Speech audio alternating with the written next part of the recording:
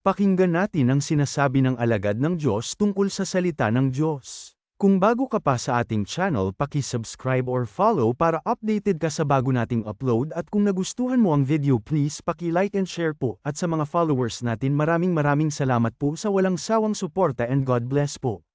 Kailangan maalala ho natin na hindi sa sarili nating lakas o sa sarili nating galing kaya nakukuha natin yung mga gusto natin. At the end of the day, you make way for the will of God.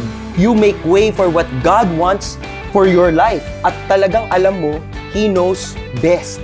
At hindi ikaw ang masusunod, siya dapat ang masusunod. So ito po ay titignan ninyo sa lente ng pagpapakumbaba sa presensya ng Panginoon. Pinaka-balance pong gagawin, Lord, walang-wala po ako.